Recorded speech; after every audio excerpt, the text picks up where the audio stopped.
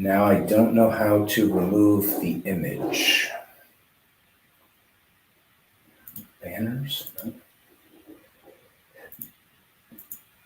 We're live now. Settings, present, invite. Oh, good, we got the slides there. Okay.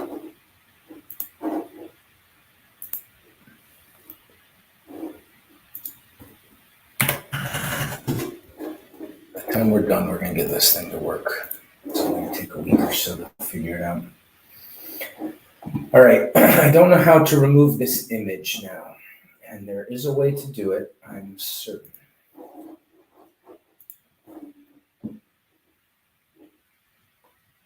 Let's try and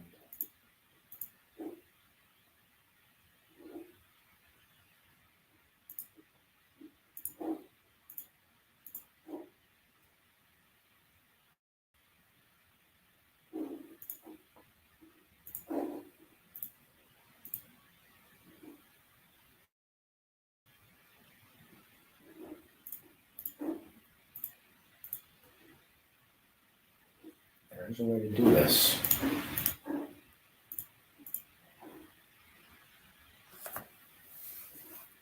All right, we need to make like the Discord music play in the background before we start. We gotta figure that out.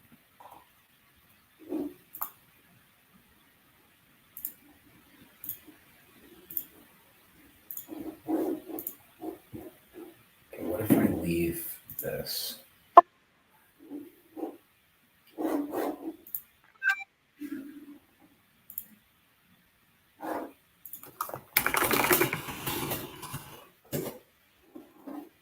Just leave this entirely.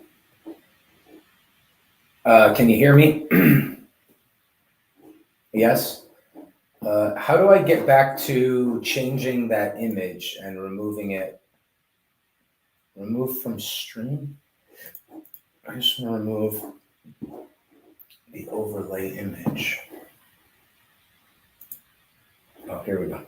This thing is going to stream to a YouTube channel of yours. Yes, you are live now. Yes. If you can, let me in so I can voice chat with you. Hey, that would be great. So I'm going to say add to stream. Hey. Hello. Hello. Hey, how are you? I got to stop presenting to do that, you think? Maybe. I think you have a bit of audio feedback. Perhaps you have a loudspeaker and a microphone that are making audio feedback.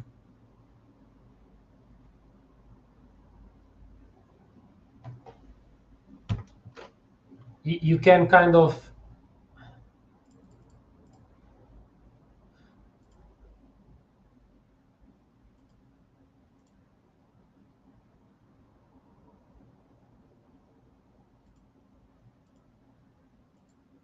Can you hear me?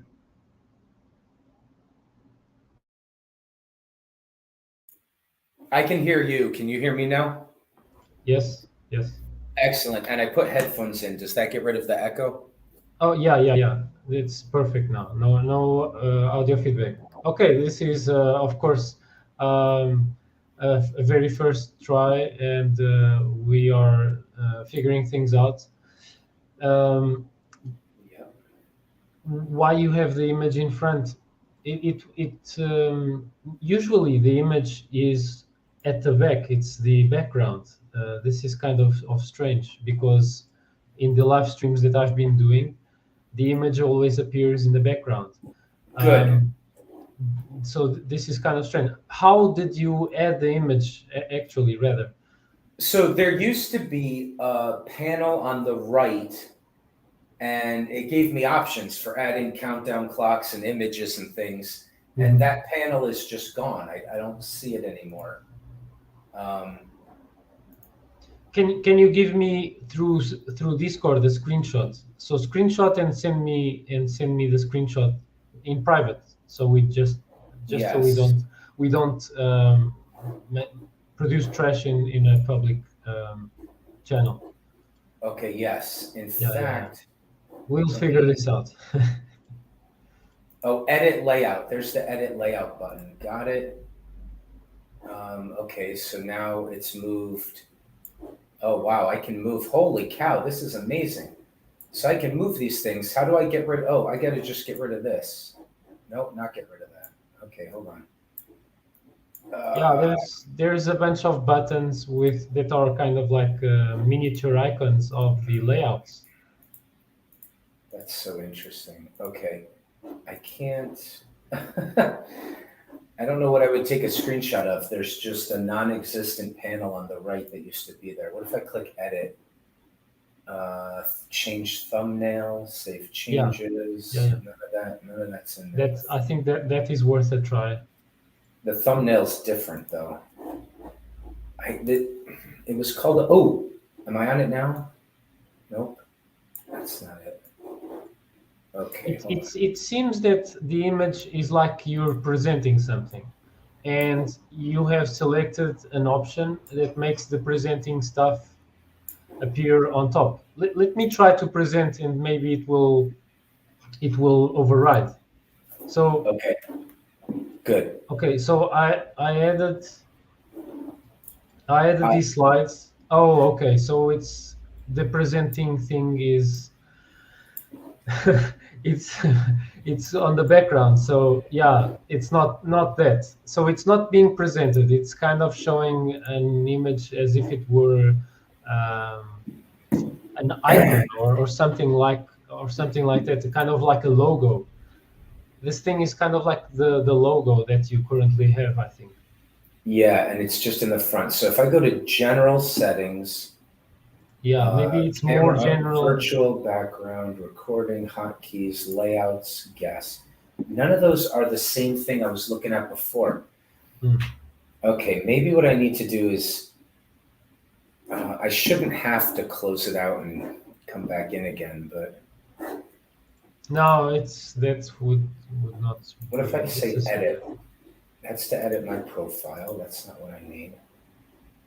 Now I can view it on YouTube, so that means it's gone live. Yeah. Okay, close that. Okay, let's not worry about that right now. What a thing, what a thing. Okay, let's figure this out. So I'm trying to kind of enter a studio that I created right now in another in my account, just to see what I see. Okay.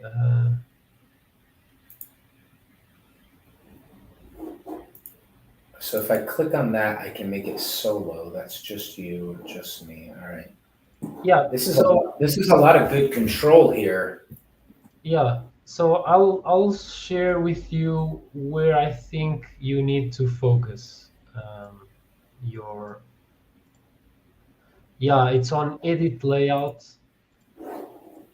Edit. So Edit yeah, edit layout. layouts. I'll send you the screenshot.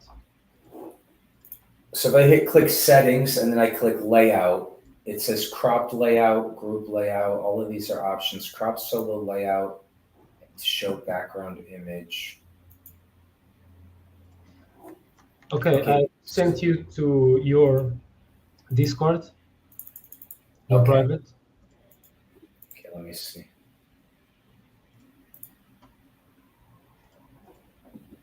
And the pencil icon is, I think, where you need to click, and then you need to um, define.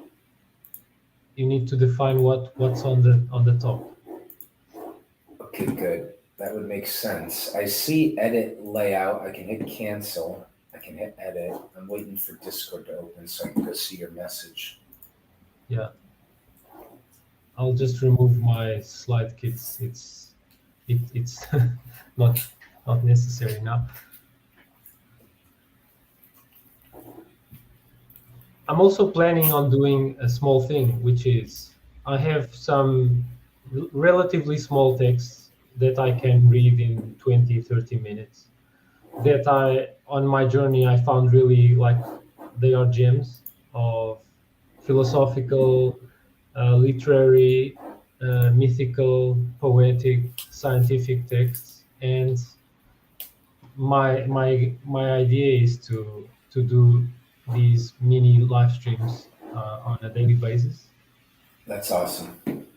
without much commentary and stuff. Maybe I might feel inspired to at the end kind of add my commentary. But it's my idea is to do this mainly solo. I'm not kind of expecting regulars to have the schedule to join me, but my idea is to do it regardless by myself, because if I can manage to do something like that on a daily basis, I'll build content on my YouTube that is doesn't require any video editing, Yeah. and I also kind of harden my knowledge of these texts. I kind of solidify my knowledge. So yeah. Yeah, exactly. Uh, It's perfect. yeah. So It's so weird. This is so weird. It should just be maybe you have some kind of cinema layout. When you click on the small arrow to the right of the layouts buttons, you seem to have the cinema layout selected. okay. And this is kind of the cinema thing. The cinema. So this is the cinema. How do I? What is that? The bottom? Yeah, it's So let me I see. So see. so you have hotkeys. You can do Shift 1 to do solo layouts, Shift 2 to do cropped layouts, Shift 3, etc. And it seems, oh, so it doesn't change the image on top. Okay, Yeah, so exactly. That's the problem. Is yeah, it there was a panel on the right that asked me if I wanted to put an image up there, and I just can't oh, find it. probably, yeah. I think I know what you mean. It's the brand panel on the right, I think. Okay, let me Did click you on go there? Did you go settings. to the brand one? I'm I, sending it to your the screenshot to your Discord now. It I seems that believe since it's so. brand, Yes, yes, yes. Oh, it's brand. Okay, I see that yeah, yeah, right yeah. there. Okay, okay, okay, And okay. maybe you added an image Good. I'm gonna overlay. hide. I'm gonna hide that now. Yeah, There yeah. we Try go. try that. Perfect, Perfect. perfect. We no longer have the image on top, so that's a win. Awesome. Okay, we're in business. That's a good start. So that's called overlay, and we don't want to use that. So that's Yeah, under brand. Now, yeah. We have a bunch of options, even options that if we mess with them, they will produce undesirable results. okay, good. So you were going to take me through some features that work for you on this. Yeah. Well, we use a minimal amount of features. Of course, the one that I was alluding to is when you do click on the present button in the lower part of the screen, and you can upload slides from your computer or Google Slides, and if you kind of select them, you have them, Oh, and then that's they are awesome. there. Basically, I added a bunch of slides that are in PDF, and since you are the host, you are the one that can decide when they go up. And probably when they go up, then you can kind of choose how our pictures, our camera, each of our cameras appear in relationship to the slides. So now you selected to put the slides, Okay, or you selected to share your screen, I think. that's right. Yeah, yeah. It will depend what you will want to do in regards to how if at all you want to show visual aids. In our study group live streams of the history philosophy, we have used visual aids as much as possible to as a way to guide our conversation, as a kind of study notes kind of thing. Also, sometimes we can kind of amuse at least ourselves, if not the audience, with images that are amusing. So yeah, and yeah, I can see the art that you're sharing, that you're showing in your screen. Google Arts and Culture, awesome.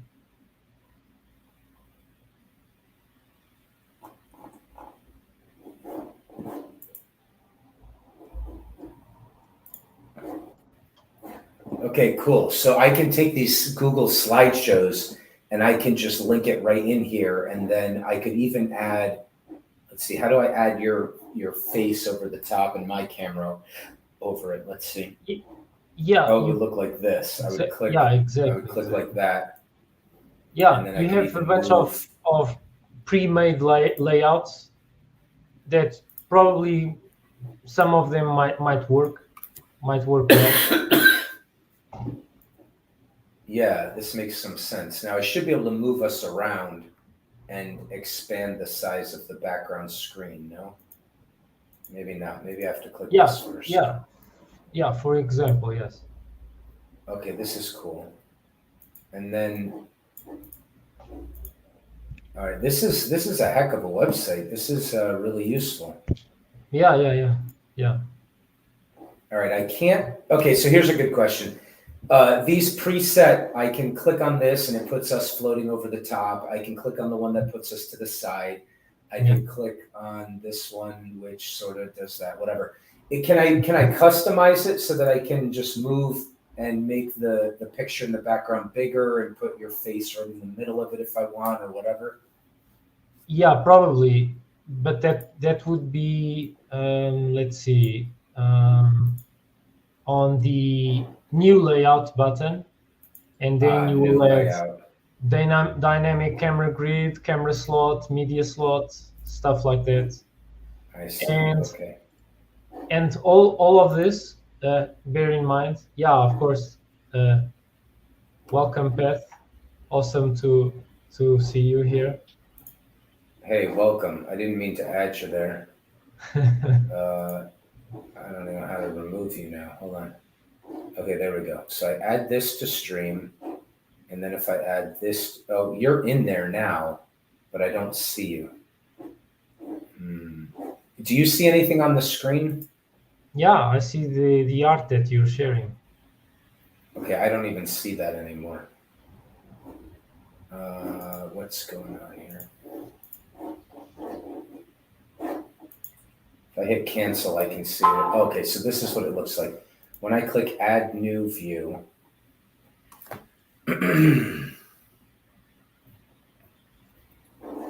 it looks dark to me. So if I were to say, I can't. I see, I have to first say add item. I'm going to make this work. Let's see. Add item, media slot. Hey, there we go. So now I can, so now I'm at, so you're still seeing the one that was there before I started adding. And I'm going to just play with this a second, try to make it.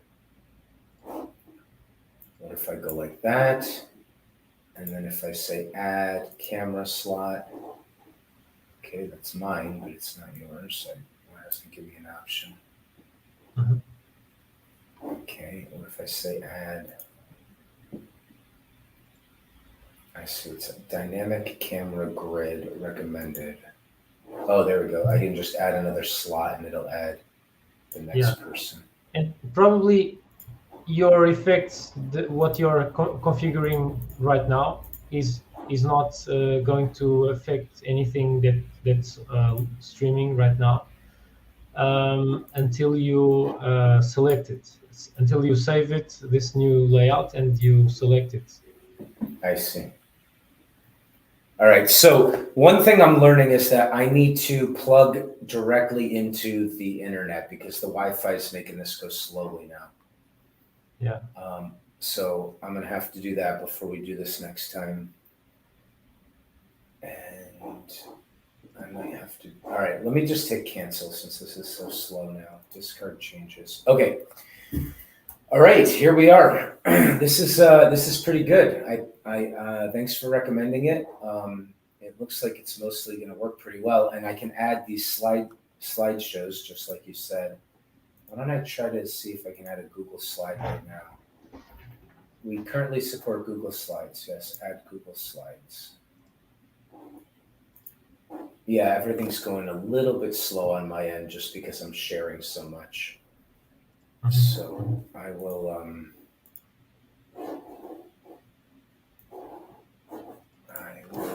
take care of that.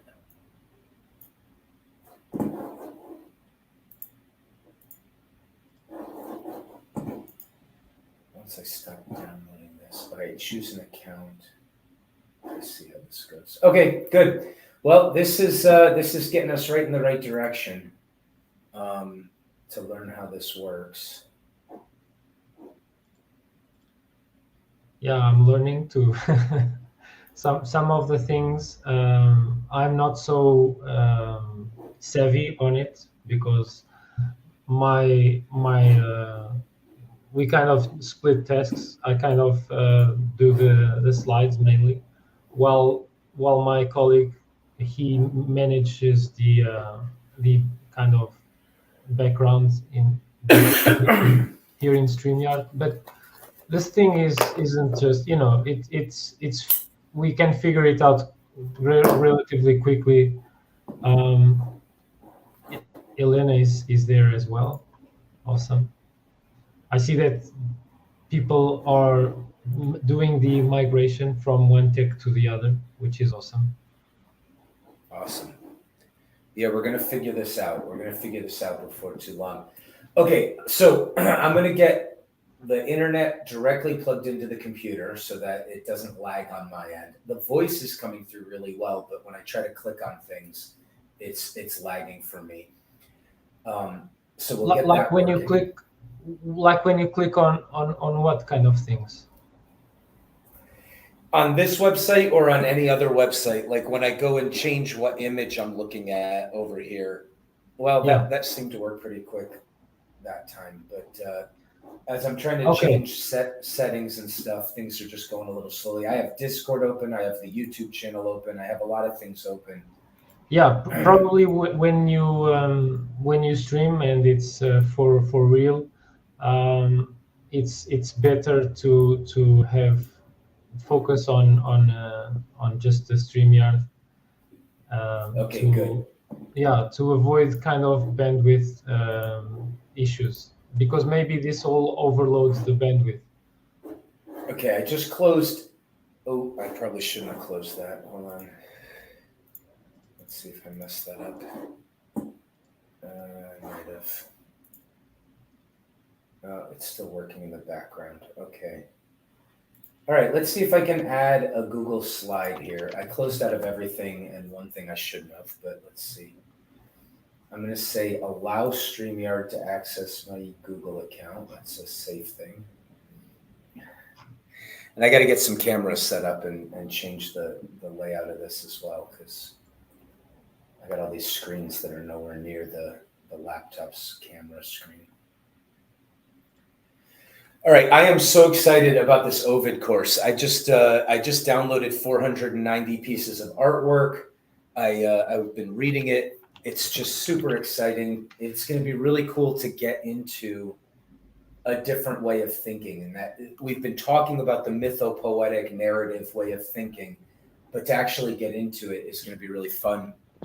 Another thing that's going to be fun is that instead of like with the 101 course, there's going to be like assigned readings and then we'll get together and lecture on them. But on this Ovid course, we're going to do it the same way as Twitter, which is I've got Henry Frankfurt's essay here on myth and reality, where he talks about the mythopoetic as a concept.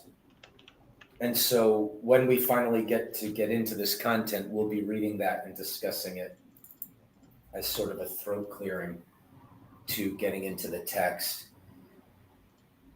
All right, I think I just added a slideshow. So let me see if I can figure out how. Hey, Elena, it's good to see you. Can I add her mic without adding her to the stream? Unmute mic. Yeah, she's unmuted now. So can we hear you?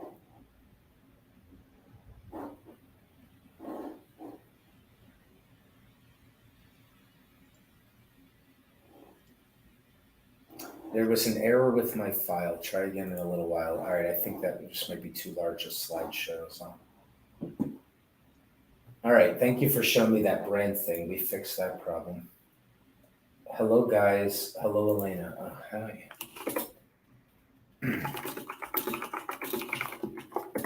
Let me just hit unmute your mic. Do you want to talk for a second so we know it works or no? Oh, she muted it, I think. Okay. She's shy today. All right, good. But maybe people that are in the backstage, I'm assuming she's in the backstage, probably she cannot use her microphone even if it's unmuted for us to hear her, just like when I was in the backstage. So I'd have to add her to the stream first. Exactly. Let's try that and maybe we can hear you. Yeah. Okay, you're saying something, Elena. So can you hear me now? Yes, we can. All right. Hello. Nice to see you. Nice to see you. Nice to see you. Thanks for coming. It's good. I'm glad you're here. Always a pleasure. But just to let you know, I never use a camera. I even have the front camera on my mobile. I have a thingy on top. Yeah, a sticker on top. It's okay. Yeah, it's great to hear you anyway. Yeah, that's fine. Now, is there a way to put a cover image or even like a cartoon figure that looks like it's talking for people who don't want to show their face but want to have like a personality? Yeah, it would have to be, I think, Elena to upload some image as an avatar of hers, I think. Yeah, exactly. That's what I saw. There is an option to edit audio avatar. Yeah. Okay. Yeah.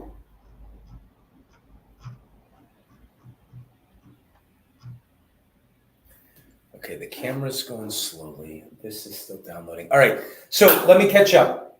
I had an old YouTube channel where I recorded a bunch of conversations on campuses and things like that. So I'm downloading to an external hard drive and deleting all those videos. And that's where these live streams are going to be on a private playlist on a private channel when we're finished.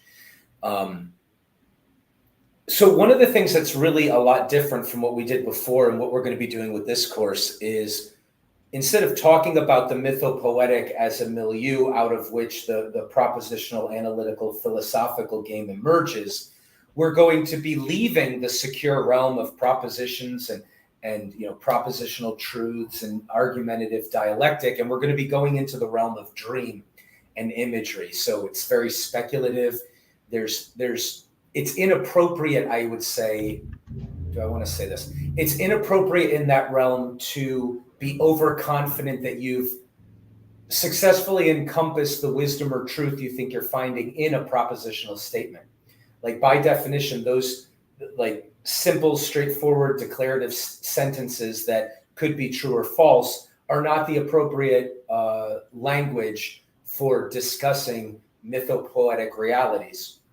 What you can do, however, is the stories are so powerful that you could pull out an entire library of propositional statements and you can argue about them and you can reason them and you can take them to the philosophical realm and hammer them out and try to figure out if they're true or not. But this is sort of pre-propositional. So one way of thinking about it is that the mythopoetic prophets and founders of religion and storytellers, like even the Shakespearean types, what they're doing is they're connected to the muse and they're being given impressions that are very dreamlike about the nature of reality. And then they're crafting in sculpture or painting or poetry or music, they're crafting something that can tell us what that image looks like. Okay, so that there might be different levels, but that applies, from Shakespeare to the scriptures, right? It's the way that they're trying to discuss things with us and to tell us the answers to our place in relationship to nature, to each other, and to the divine is through narrative, which means it's characterological, it's infused with personality. In our scientism age, we like to scoff and laugh and say, oh, they don't understand that we have a formula for understanding these objects that we don't even recognize are fictional notions to begin with. And we can describe where these objects will be and how they'll act. And that's really what the world is really like. I'm not so sure that's what the world is really like. And one of the propositions you could imagine that we're testing in doing this course is to say, if we were to use the Jungian keys to unlock the meaning, if we were to, as Christ says, for those who have ears to hear, let them hear. If we were able to tune our ears properly, is there a tsunami of meaning that comes out of this? Are we overwhelmed with really profound wisdom? Or is it sort of a nonsensical story where here's a deity, he has a lyre, he rides a chariot, it doesn't seem to make any sense to me? I'll say that for decades, every 2-3 years, I would get this instinct to go back to the ancient Greeks and try to understand their mythology. And every time I did, about an hour later, I would just give up. I would just be like, I don't get it. The stories don't make sense. They seem randomly conglomerated together. It's not clear to me that this means anything. And I couldn't even understand how you could organize successful societies for millennia around such seemingly ridiculous and stupid stories. And then about 5 years ago, I can't remember now, probably about 8 years ago, it was suggested to me that I wasn't listening properly, that I didn't have the keys to read the stories and extract from them what they meant. And so I set out to try to discover what those keys were. And we'll discuss that in the beginning of this course. We'll talk about some Jungian keys, some approaches to just tuning our ears properly to hear what the story means. And I'll just tell you, my testimony is that when I started doing that, I was overwhelmed. I was drowned in meaning that was so clear and so obvious and so profound. I nearly fell out of my chair at one point when I read just a simple line of the story we're going to be reading through this course. I mean, I was just blown away, like Zeus hit me in the head with a hammer or something. Like, what the heck world am I living in? So that doesn't have to be everybody's conclusion, right? Somebody could take this course and say, look, no matter what you talk about, it sounds like nonsense to me, and I'm going to stick with the science. And I say, well, that's great. We're going to try to read the text, and we're going to test the proposition. Can we get meaning out of this? And can we read it properly and figure it out? And I'm excited because I think that the answer to that is yes. And the other thing I would say is the kind of meaning that comes out of it is not reducible to simple propositions. So every time I reapproach the same story, I get another layer. It's like deeper than I ever thought it would be. And it's very clearly unfathomable in a sense. Like, this is, I think, the appropriate language for discussing the very bottom of what being actually is. And so you never get underneath it. I don't think you ever can pry it up and say, okay, it was a nice dream to tell us about something we didn't understand before, but now we have a new language to really understand it. It's written in this textbook. Let's put it on the shelf. That's the knowledge of the way the world actually is. I think instead, the world that it's suggested by this language that we live in is a world of personality. And it would be to say that you can get to the bottom of it would be to say, well, I've been married for 80 years and my wife can't surprise me now. It's like, well, I don't think so. People are more complicated than that. They absolutely can surprise you. And we have to do all sorts of things culturally in order to simplify ourselves so that we can even tolerate being around other things that are so infinitely complex that we never really can just pin them down and understand exactly what they are in a simple way. And these stories, they tell us that that's what the world is like. And so when they're describing the world as the the interactions of divine personalities that float above us and continue to exist, that are immortal and that interact with each other in ways that can be understood by the good dreamer, who then puts it into art that the poor dreamer like myself can then have a better dream to interact with. They're saying that the world itself is made up of personality. And that strikes us as a really strange thing to say, because we live in a scientism age, right? Where it's like, no, don't talk to me about, don't personify things. That's a childish thing to do. You should objectify things instead. Well, if we want to embrace the science in a really radical way, we might say, okay, what I am is the product of the cosmos trying to kill and chisel away anything about my ancestors that doesn't fit in well with it. So my consciousness, my body, but also my personality has emerged as something that is not yet chiseled away by a cosmos that's saying, you don't fit in with me, you don't fit in with me, you don't fit in with me, and keeps chiseling away pieces of stone to shape something. Well, that's the Darwinian perspective. But the Darwinian perspective, if we embrace it, says, wait a minute, the cosmos as a whole is making things in its image. It's making things that fit with it well, and it has created personalities. So why should it be such a strange thing for us to think that perhaps the language of personality is actually the proper language for understanding the cosmos as a whole? Again, it should be hard to swallow that. It should sound really weird and almost inappropriate to our scientism era age. But to test the proposition, we're going to embrace it the way we would embrace a novel and say, look, I know this isn't true. It depends on what you mean by true, right? Is Hamlet true? Is King Lear true? Well, were there physical entities that were in those places saying those words and it's been recorded? No. Is that an important way of being real? Not compared to being a pattern of a way of being in the world, being a personality and struggling with moral questions. And then it's like you watch a movie and you watch a gangster film, and what you're presented with is a personality, a way of being in the world. And then you see how that personality gets certain satisfactions other ways of being in the world don't get. But you also see the horrible end that they come to, because that's not going to be a way of thriving in an ultimate way, right? So to be real like Hamlet is real, to be real like King Lear is real, might be to be more real than just to be a physical object or a physical entity in a location. We tend to put that type of descriptor on top, like that's the most real.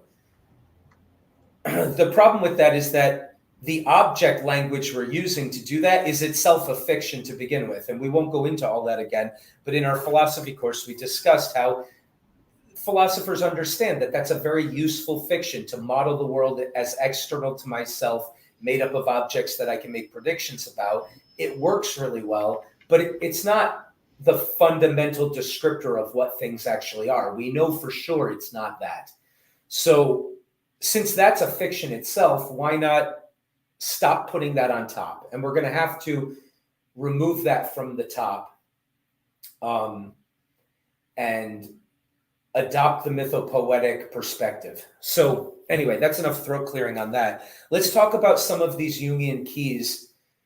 Or you know what? How about that's enough of, I don't know. Should we do the course? Should we continue? Or should we say this was a good way to experiment and then we'll get the cameras working better and stuff and start again another time?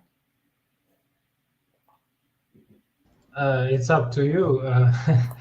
Okay. If you want to keep going, all right. Yeah, but you made some really interesting points. Go ahead. Let's pause there. Let's interject and discuss it for a second, and then we'll move on to some of those Jungian keys. Yeah, as I already mentioned to you at one point, almost everything that the scientific endeavor has conceptualized, or maybe everything, are basically stuff of metaphysics. Our scientific models for instance, the model of the solar system, or the model of the coagulation cascade, or the model of the biochemical pathways of the human body.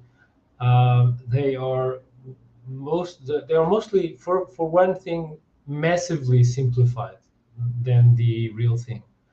And most important of all, they are not the real thing. And so many scientists behave as if the model is the real thing. I cannot be 100% sure that they are confusing the model with the real thing.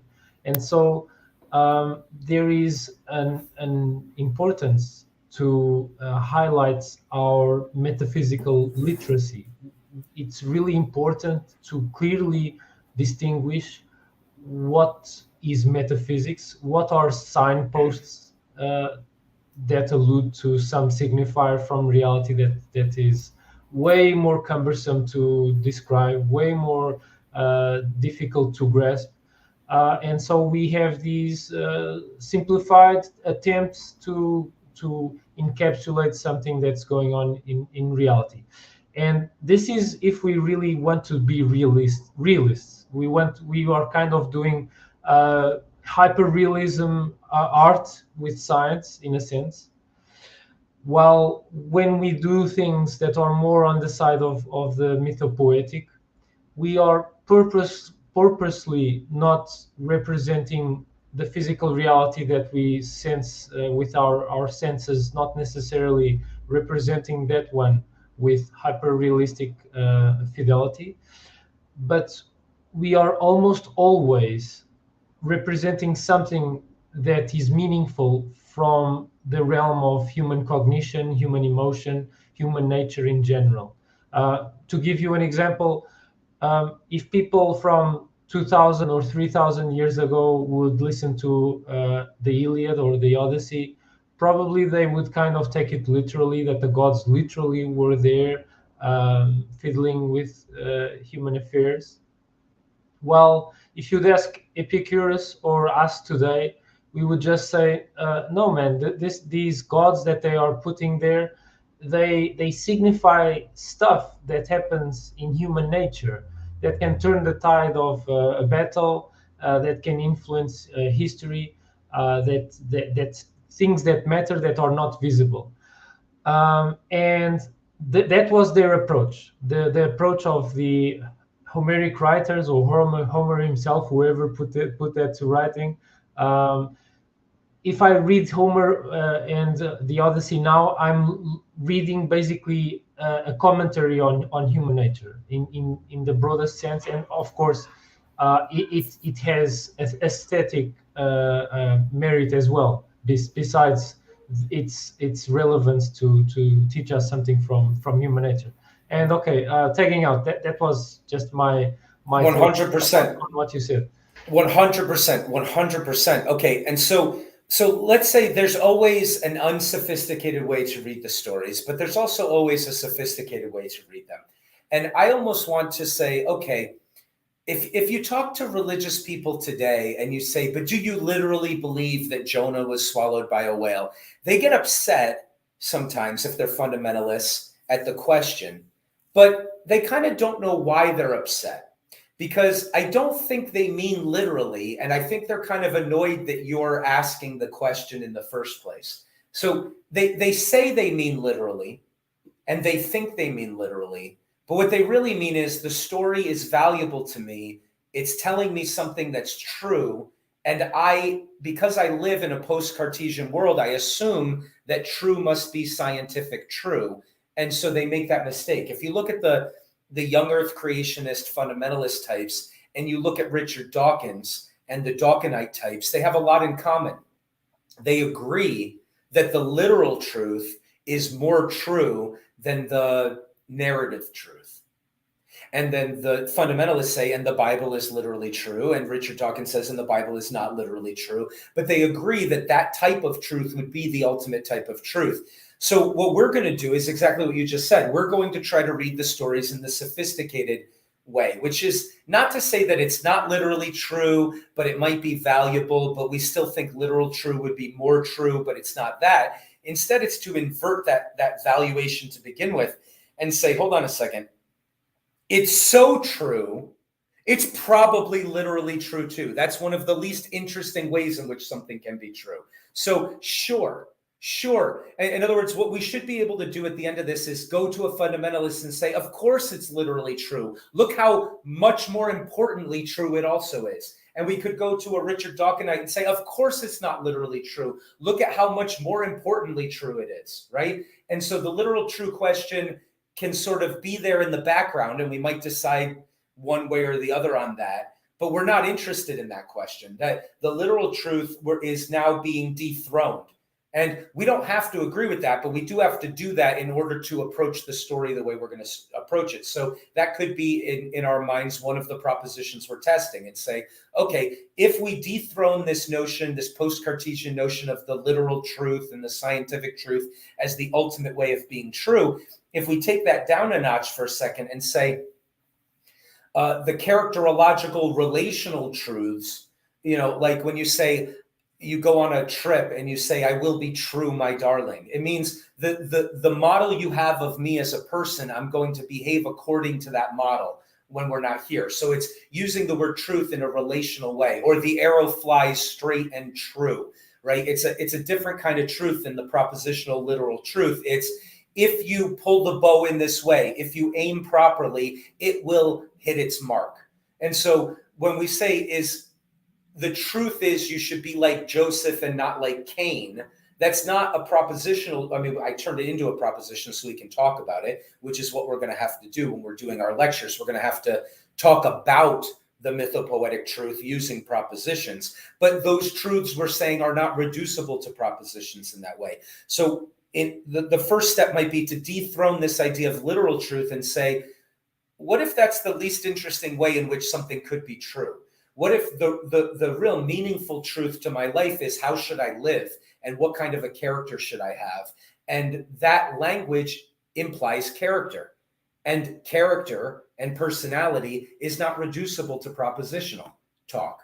Yeah, I mean, maybe if you had 1 billion libraries and you wanted to describe how every electron interacts with every neuron to make the complicated personality, perhaps it's reducible, or maybe it's not. But either way, that's not a very useful language for trying to figure out how to position yourself properly in relationship to the divine forces and the natural forces and the community forces so that you can hit your mark and move forward in the world in a way where your aim is what you end up getting at, something like that. So on that note, I've brought up an idea a couple of times that should be clarified a bit. What the heck do I mean? There are personalities that float above us that are immortal. We die, we're born and die, but these things just continue to maintain. And the idea could be as simple as this. I dare say we've all been in a rage before. Maybe not the students here as often as I have, but we've been in a rage. And when you're in a rage, your friend might say to you, what happened to you? Where did you go? You're not being yourself today. Or when you come out of the rage, you might say, boy, I acted in a way that I'm really ashamed of. And it's not really like I was in line with what I would want to act like like I wasn't really being myself. When you're in a rage, instead of looking like yourself, you rather look more like anybody else in the moment that they're in a rage. It's almost as if the best language for describing what it's like to be a person is to say there's this Mars personality that floats above you, and it can possess you at certain times, and its will and its desires and its aims are not the same as yours, and you need to be aware of it, and you need to make the right sacrifices and propitiations and navigate a world knowing that that is a personality that will continue to live after you die. And the best language for that might be to say there's a God and his name is Mars.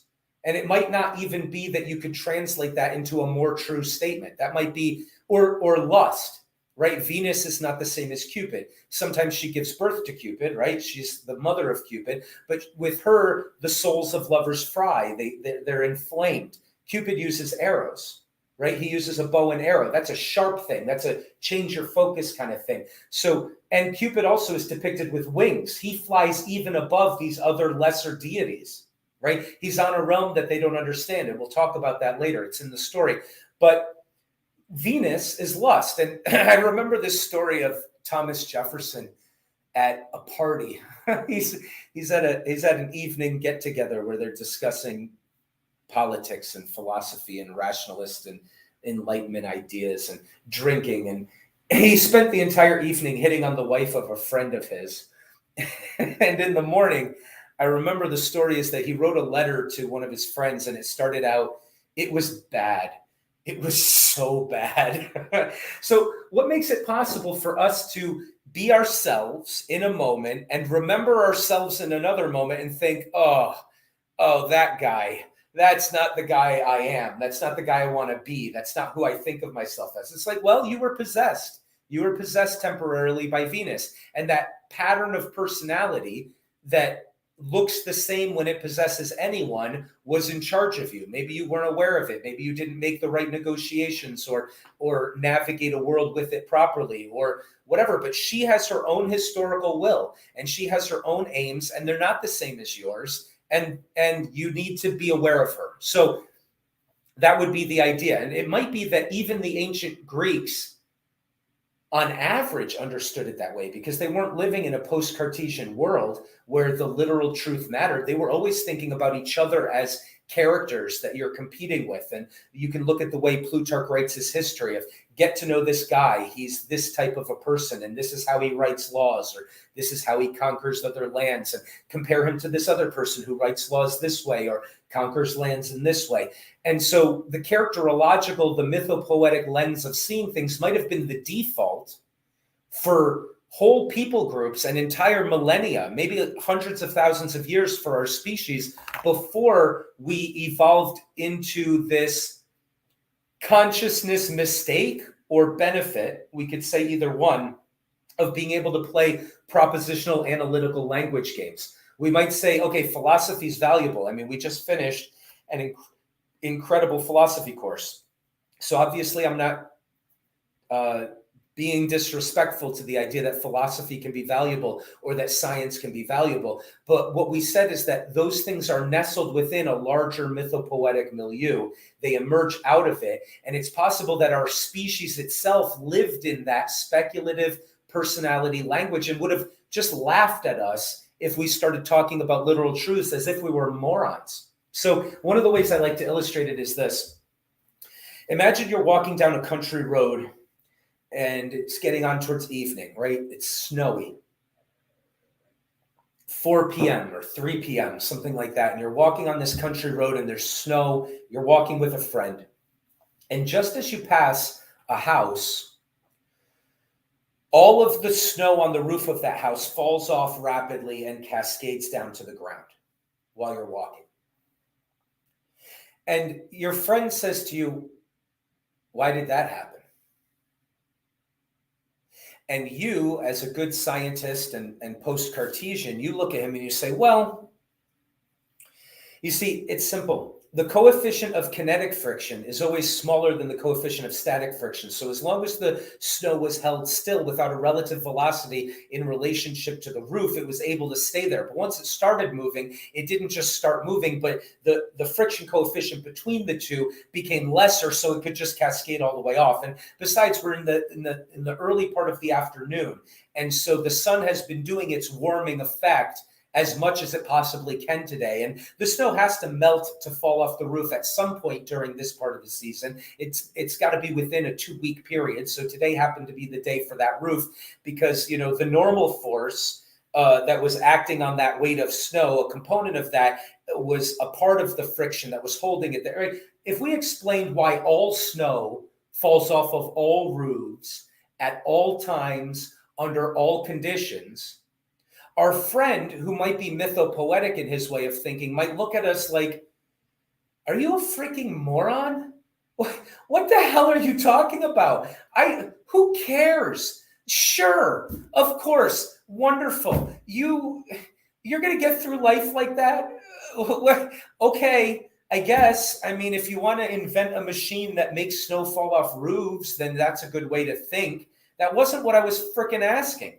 I wanted to know why that snow fell off of that roof right now as we were walking by. What does that mean? And here are the types of answers that could be interesting. He might reject them or he might accept them, but they would be something like this. Well, we're in the country, and everybody knows that there's spirits and sprites that live in the woods. And they're mischievous and they're up to things. And we're walking on the path, it's the paved path where we have culture and we're walking from one point to another point. But perhaps they're trying to tempt us in with their playful games to walk into the woods and to see what kind of wild, chaotic things are in the place where we haven't drawn strict lines yet. And I don't trust them. Let's get the hell out of here. Or maybe, and the person might say, yeah, I believe that, or I don't believe that, but that would at least be the type of answer that didn't sound idiotic to him. A different answer could be something like, and I'm going to give a number of examples because I don't want us to think that there's some sort of formula implicit in what I'm saying that would lead us to that type of story. What you might say is, well, we're in the woods, and quite frankly, I think there might just be some evil things going on in that house, and it might be a warning that if we're too curious and we get involved with whoever the hell is in that house, it might be bad for us. And so it's kind of an omen, and maybe we need to get the hell out of here for that reason. Or another type of a mythopoetic answer. Remember, these answers are all based in characterological personalities navigating through a story, and they model life and the cosmos in that way. So it's not that they would believe either of those first two stories. It's that those two would at least be interesting hypotheses to a person who's thinking in a mythopoetic way. Whereas the scientific, literal way, the person might say, of course, everybody knows that. I studied that in school. That's not what I'm interested in. I don't want to know something like that. So in any case, why don't we pause there? And then what we're going to do is I've peppered in a little bit of this idea of let's try to explore what this mythopoetic way of thinking looks like. I have an essay here by Henry Frankfurt where he talks about the mythopoetic way of seeing things. And I want to read that in this course. But let's pause here and discuss what we've said so far. Is there anything absurd or unclear, or what do you think? You brought up a really very important point, which reminds me of the concept of abundance of learning does not make human beings necessarily intelligent, as Heraclitus would say, criticizing quite harshly others that were in his age and whatnot, that were trying to learn everything. We can see, for instance, Aristotle trying to encompass all the breadth and depth of knowledge.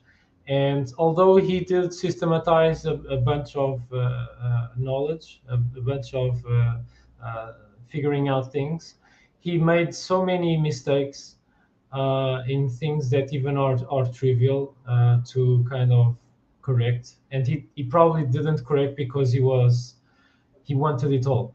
And if we try to explain a phenomenon of nature, as you alluded to, as you exemplified, to go into things without any criteria for the precision that we need to go. So if we want endless precision, we will never end our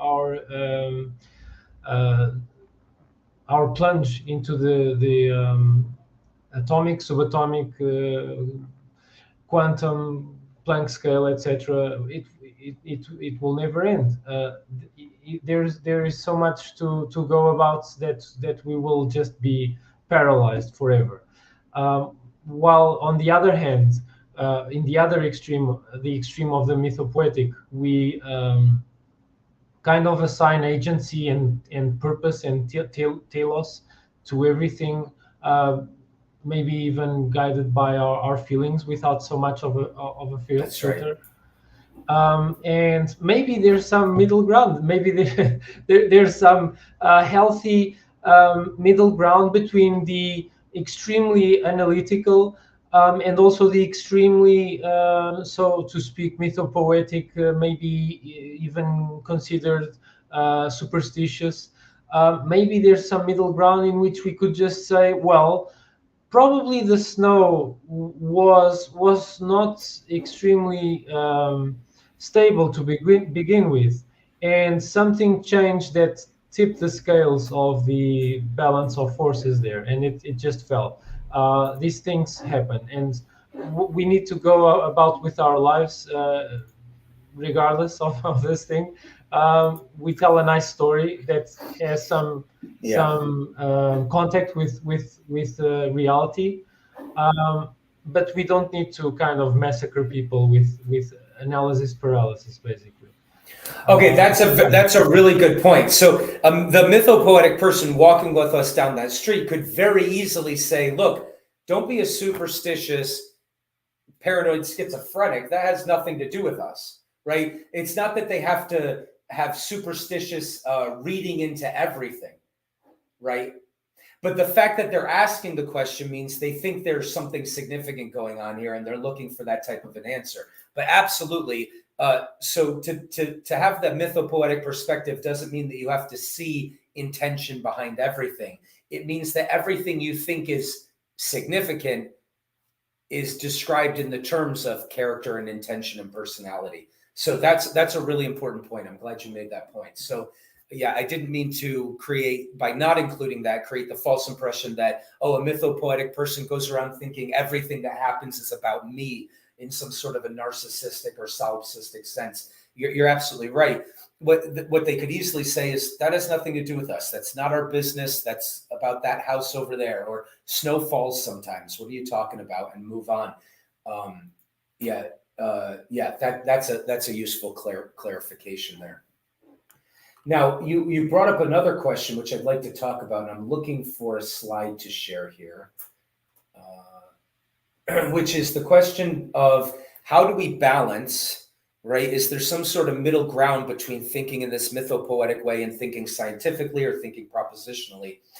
And the suggestion I'd like to make, let's call it floating a bad idea, right? You don't have to agree with this suggestion, but let's take a look at this and see if this would work. Oh, where is my drawing?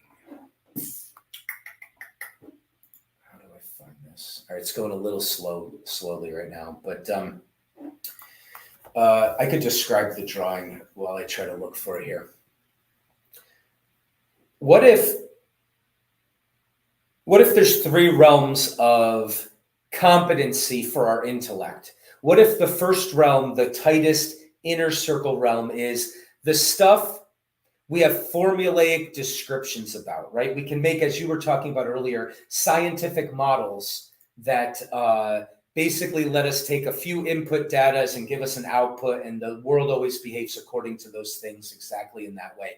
We'll call that the scientific realm, right? We've got a model, it works, every bit of data is accounted for. If new data is brought in, it will make the prediction of what's going to happen next. That's inside that realm. We've got a pretty good grasp on what's going on with those types of things. But maybe that language isn't appropriate for all sorts of questions that it can just never say anything on. Or maybe we just have to keep working on that scientific until we expand that realm to the point where it does. I don't know. Either one doesn't matter to me. The point is, there's another realm, and let's call it the philosophical realm.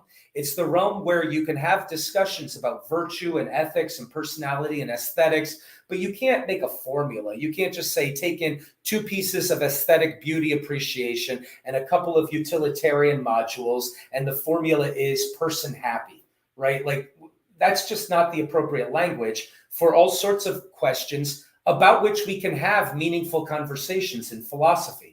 And those conversations are propositional and analytical. They follow rules of logic and right reasoning. We argue about different methods. We try to get clarity on terminology, and we have lots of different camps, but there's plenty of work we can do there. What if we go out to a further circle and we say, all right, there's some really meaningful questions, and maybe philosophy can eventually answer them, but maybe it hasn't clarified the concepts well enough, but yet we're still able to engage with, or actually it's inescapable that we engage with questions like this. Here's a good example. There is no scientific formula for whether or not you should get married to your fiance, right? You say to yourself, I love her, I believe her, I think we're going to have a good life, but there's no scientific formula for that. However, you can't just die and say, well, I'm waiting for the scientific formula to be developed. You have to take a chance. Well, there's also no philosophical resolution to the question. There's lots of great wisdom. There's lots of good philosophical assistance to aid in the clarity of what makes a good character, what makes a good relationship, what's the nature of love. You can do a lot in philosophy, but there's still no answer. You're not like, oh, I nailed it down. Here's the solid answer. Don't marry or do marry. So instead, you have to die by not living, or you have to navigate a world where you don't have propositional statements and a real secure grasp of things. So now you're out into that speculative realm. And you could either say, well, that's just chaos. I just blindly make decisions and hope it works out. Roll the dice. That seems like a good attitude, and just keep rolling. Or you might say there could be a language for navigating this realm. It's a scarier realm. Things aren't cut down. The forest isn't cleared. We don't have good structures and camps, and we're not familiar with the layout. We're in the forest, and we're blind and we're stretching out. But maybe intuitions and dreams and premonitions and perhaps really good stories about what a true love story looks like. Maybe really good poetry, maybe meta poetry on a religious scale can give you insights into what the nature of the choices you have to make are and what the right attitudes to make when you make them are. So it doesn't give you the answer of do marry, don't marry, but instead it says, well, do something, right? First of all, it says it calls you out of the wilderness. It says, Abraham, get away from your family, get out there. It says, go slay the dragon. It says, go to the scary place and confront the things you do not know. All the stories are telling you that. And then they're saying, and by the way, here's the kind of character that if you have it, no matter what hells you have to go through to get there, you can get to the other side. And you say to yourself, well, that's not a guarantee, but it's a lot more of a guide and a compass than just blindly rolling the dice in any direction. So what do we think about that? Yeah, well, I think that people often are dismissive of our emotional faculties. We even, as you mentioned, we are in a part of a post-Cartesian culture or tradition, in which a specific part of reasoning is valued, and almost all other dimensions of what potentialities there are in human nature are being dismissed or ignored or swept under the rug.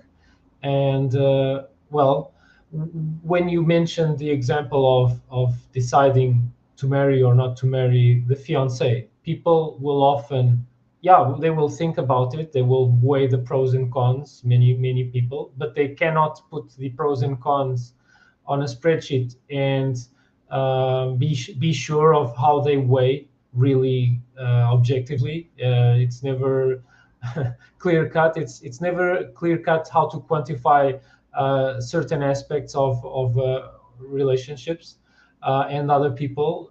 That we are, of course, talking about many things that we cannot apprehend directly with our senses, and we cannot do a thorough and complete data collection on these complexities. I would even say ineffabilities. And can we really say for sure that emotions are never computational? Because when people decide something like marry or not marry the fiance, they probably will decide to marry or not marry the fiance based also on how they feel about everything. And although we can use our intellect to reason about things by processing data, sense data. Our emotions are also, in a sense, a kind of summation of events or of phenomena that are happening within our minds. And so, if we have a nice, healthy frame of mind in terms of emotions, I believe that we are in a much better way of including the emotions as agents of decision making, along with the reasoning intellect. But there are, of course, many people that they do not develop self-knowledge and self-awareness. Their emotions are a bit disconnected from their more conscious mind and more rational mind, and so naturally people will be suspicious about emotions, and they won't have a way to process emotions healthily, and maybe they will decide things. Some people will decide things completely on the rational side, while other people will decide things on the extreme of emotions, and be kind of like uncontrolled romantics. And so again, probably there's a middle ground between the two. Okay. Our reasoning faculties and our emotional faculties as well, to make us decide things a bit more holistically. And as for emotions specifically, can we really pinpoint certain emotions unless we bring a poem or a story where these kinds of emotions are showcased? I give the example of Okay. when Achilles changed his emotional state after Patroclus was killed. Yeah. Okay. I want to suggest, that was really good. I want to suggest something that's going to sound a little strange. First of all, I like what you're talking about with emotions, but as Oscar Wilde said, I'm very connected to my feelings. I won't hear a word against them. But I want to suggest that with the mythopoetic way of thinking, it's a way of thinking. All right, so that's going to sound pretty strange, right? We're not saying be anti-rational.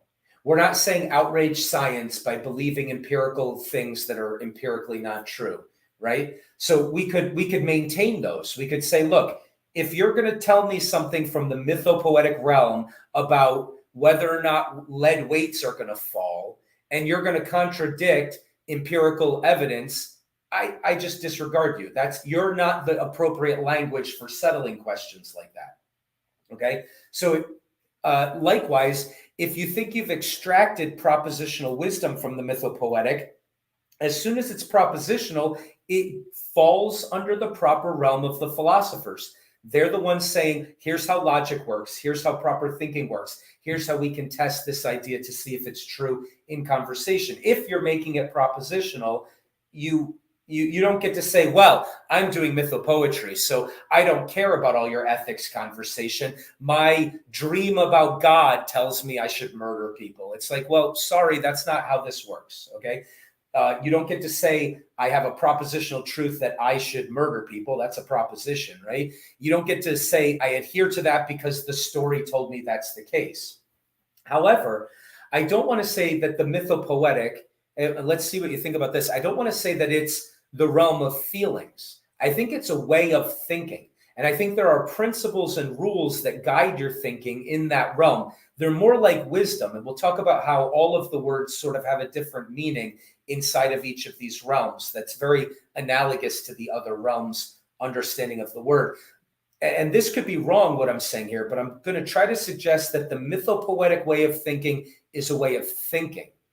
And it's a way of thinking that is necessary if the concepts are just not clear, so that you can't do philosophy or science. Or maybe it's a way of thinking because the very base fundamental nature of being is that type of thing. And so ultimately you have to get to the mythopoetic, and you'll never dig underneath it. So I'm not sure what the answer to that part is, but What do you think about that idea?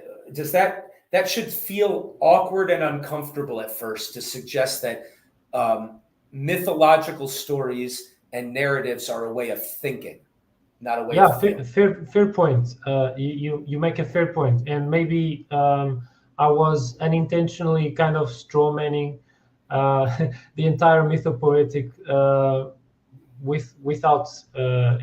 without my intention, kind of giving the impression that it's reducible to thinking with emotions in a sense.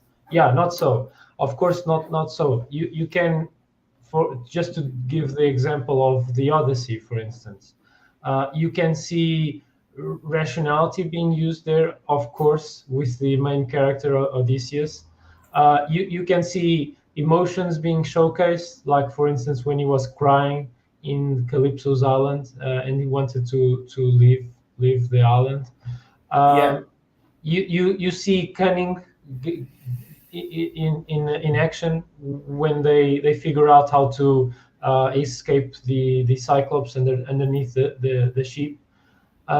You see, of course, divine intervention when Athena helps Odysseus out by disguising him as an old man so that he can be with his wife and plan how he will straighten things out on his definite arrival. Yeah, of course. Maybe it's in a more holistic position than the purely technical writings.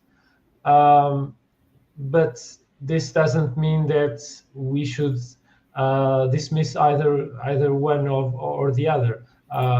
Maybe what all this complexity hints at is to try to figure out a way to syncretize these different worlds into something that can be of even more use to humankind, to inspire people to develop their character better, to think about the world, but avoiding to overthink it too much in a way that causes analysis paralysis, and also to avoid thinking about it too superficially that we miss kind of like the tiger behind the bush. And also I wanted to give another example of a small myth that I listened to today. It's a modern myth that someone made up. It's basically a guy that's training to be an adventurer, to be a hero. Every single day he trains sword fighting, but then suddenly in his house a ghost appears that is blank faced, shows no emotion, and just tells the guy, this young guy, that he can show him anything that he wants. And he started to ask him to show stuff, and he took out of his mind to show him the most beautiful woman, to show him the most valiant warrior, etc. And I can see what he was aiming at, because the entire story progresses with the character being a guy that is on a good path of self-improvement, is honing his hero skills, and then he starts to reduce the intensity of his training little by little until a point that he stops training altogether, and he's just fixated on these imagery that this ghost provides him, including erotic imagery, beautiful girls, looking at others' heroic deeds, kind of vicariously rejoicing at others' heroic deeds instead of pursuing his own. Like a video game. Yeah, and I kind of see it's kind of representing video games internet, or the internet with pornography and etc. And it clearly shows that if people get too mired in sense pleasure, they will miss so much. And this single story is a bit like a sign. It's almost like a signal that's pointing at something that's really essential to figure out from reality.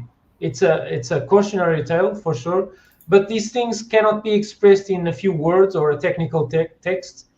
And for it to work, it needed to kind of elicit some emotion in the viewer, and it surely did elicit an emotion on myself when I kind of figured out what he was indirectly alluding to. Of course, our digital entertainment that is so powerful to kind of capture our attention for hours on end. And so, yes, of course, the mythopoetic can do wonders to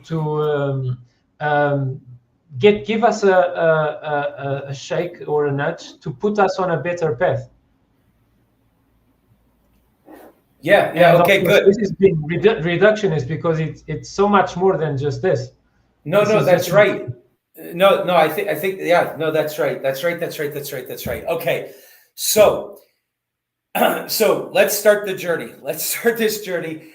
We're going to go, okay. It's almost like we're leaving the castle, we're leaving the village, and we're wandering out into the wilderness, and we need some backpacks and some compasses and some tools, like to try to navigate this realm, because it's not as solid, right? It's not as simple as here's the proposition, I affirm it, I can force my colleagues to affirm it, whatever the heck it is. Instead, it's, well, that statue of Venus is awful encapsulating. I can stare at it with my jaw hanging open for 3 hours, and I'm not exactly sure what it's saying to me. And then I go and I see the statue of David, and I'm like, it's saying something profound to me, and I could stare at it for hours. I'm not exactly sure what it's telling me, but it's telling me an awful lot, right? So here we go. I finally found the other document I was looking for. So let's see if I can share this document here. First of all, finding the location would be helpful. How do you find the location? View details. That's helpful. Okay. Folder. It's in images there. Okay. Let's go back. Let's go back twice. Okay. So if you look at the chart, I don't know how clear it is to see the screen that I'm sharing. Is that readable? Not at all. But if I full screen our conversation, yeah, it's kind of readable, but it would be better if larger, of course. But I think you can increase. Let me see if I can make it larger. So first of all, if I open these images, can I share them directly? They're not through the website. Maybe you could share them. Maybe you could share them if you upload them as a PDF. Okay, so if I say upload. Let me see what kind of files I'll do it. Yeah, I'll do it this way. It supports PPT, PPTX, PDF. Not JPEGs and PNGs. So where are these images? Where did I open them? Hold on a second. Let's open them again. All right, I might be able to make it larger this way. Okay, so this is now open. Let me minimize that and say share window. This must be the window. Share entire screen. All right, why don't I do it this way? I'm going to share entire screen. I'm going to put it on the third screen here and say, all right, let's see if this is more visible. Okay, can you read that? Okay, good. So This is the idea that nestled within philosophy, which are the rules of right reasoning and the dialogue of philosophy, is the added restriction of the only thing you can talk to me about that I'm going to recognize as meaningful is language referring to something with an empirical consequence, right? If there's not a measurable consequence to what you're saying, I regard it as nonsense and I'm not playing in that realm. Well, that's the rule you have to adopt in order to play the scientific game. But the fact that you can't play science without adopting that doesn't mean that that's true of like no statement has meaning unless it's meaningful to a scientist. But also you have to follow all the other rules of right thinking. So we nestle it within philosophy. Philosophy is where we've cleared away the forest and the rainforest enough that we can start building structures. We can start saying, okay, I know what the concepts are well enough that let's actually, a better way of thinking about it is the philosophers are going into the wilderness and they're clearing the forest so that they can get clear enough about, say, what they mean by life. And once they're clear enough about the concepts of life, they can invent biology, which is why science is nestled within what they're doing. They not only invent the science, but then they govern the science. And they say, okay, when the scientist says this and that, he kind of has to say that, but here's what it really means. And, for instance, a biologist might say, you are nothing but the expression of your genes. And a scientist would have to say that until now we understand about epigenetics, where he has to say something else. But he has to say something like that. But when he's saying it, the philosopher says, well, here's what that means. Genes is the notion that there's units of heredity. And so you're passing qualities on. But it's pretty complicated how the qualities of what you are interact with the environment around you. So a philosopher might understand epigenetics before the scientist understands that it's true necessarily. But the scientist makes the statements they make, and then the philosophers interpret it and say, this is what it means when he says that. But they also clear the ground and they say, look, we're confused. What's the difference between a magnet or a rock and a squid? It's like, what do we mean by this is alive and this is not alive? Well, this can move around. Well, can a tree move around? Kind of. It's alive. Well, a magnet can induce motion. So does it have a soul also, right? So the philosophers debate these things until they clear it out well enough. And then once it's cleared out and they've cut out the confusion in the forest, then the gimp slaves of the philosophers, who are the scientists, they go about just answering the million empirical questions that have been made available to them by the philosophers. So science is nestled within philosophy, but that philosophy has a limit. But the limit of philosophy is not the limit of what it's possible to think and talk about. For 250,000 years, we thought and talked about things without doing philosophy, without propositional analytical statements. And what we were doing is telling each other stories about how to be in the world. And before we did that, we were looking at paintings and sculptures. We had dream impressions and images. Okay, so in this way, let me see if I can change. Okay, good. So I made a couple of charts like this that have that nestled concept. And let me see if I can go to the next one. Oh, here we go. Okay. So it's going to be important for us as we do this. We're going to be in that outer realm of mythopoetry. And what we're going to do is say, okay, what kind of language are we using? What is it good for? What is it not good for? Where is it inappropriate to use that language, right? If in other words, if I think I understood the mythology so well that I want to contradict what the scientists say the experiments show them is true on a propositional descriptive formula sort of way, well, I'm being absurd. Right? I need to know what the language is good for and before I just start misapplying it in different areas. So here's my first shot at explaining how these three languages work in different ways. And then you can tell me some criticism of what you think about this. In the mythopoetic realm, words used here cannot yet be put into analytical propositional form. So that's how you know you're in the mythopoetic realm. You can't say clearly exactly what it is you're talking about. And you feel like you have a lot to say, but what you're saying can't be reduced to something simple. It's dream thinking. Valuable knowledge is gained is of this quality. So it is giving form to fundamental realities. That's the archetypes, and is therefore talking about what is truly at the bottom of everything. So we might not agree with that. Let's just put that one on hold for a second. I'm just going to posit that could be true.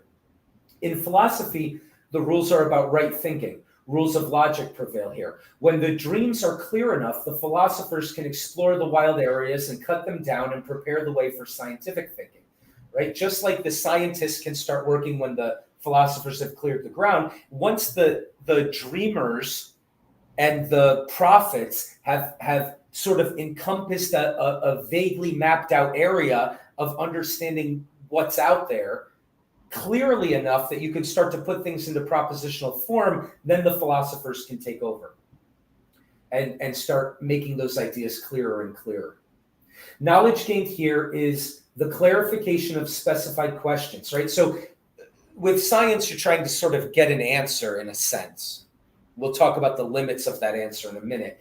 But in philosophy, what you're really trying to do is clarify the questions. You're looking for more questions. If you can get an exponential increase in the number of questions you have with no more new answers, you're doing great philosophy.